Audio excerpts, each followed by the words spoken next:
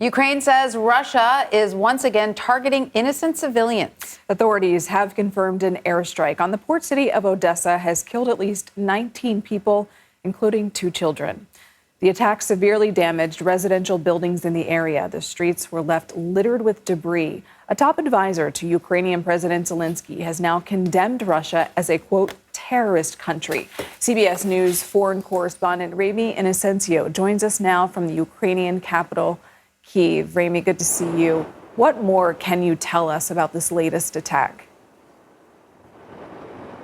Sure thing. Good afternoon there. That attack happened after midnight early Friday morning while people were really still sleeping. Russian missiles hit a 9-story apartment block that was in a resort village just outside of the city of Odesa, and then a 14-story building just next door was then damaged by that blast. Now, the Kremlin again denied that it was targeting civilians, or really that it ever has been, but the regional governor of Odesa said that the missiles came from the direction of the Black Sea, and that is important because that is where Russia's Black Sea fleet has been blockading entry to all maritime trade. And Ramy, during the NATO summit, President Biden announced the U.S. would provide another $800 million in aid to Ukraine. He also pledged his continued support for the country. Let's listen to what he said.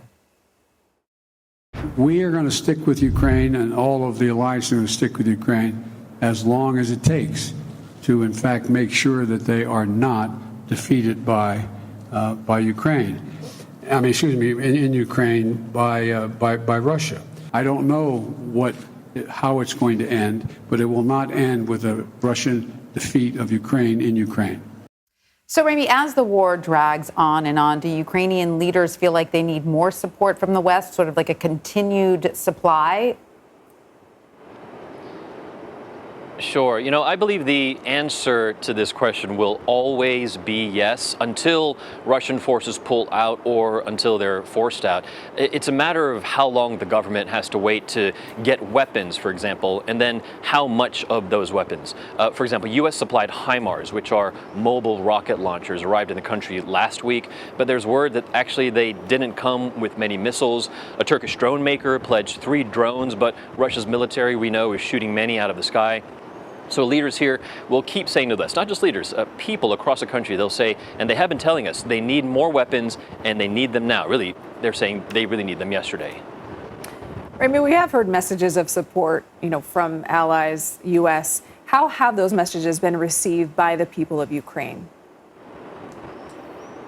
Sure.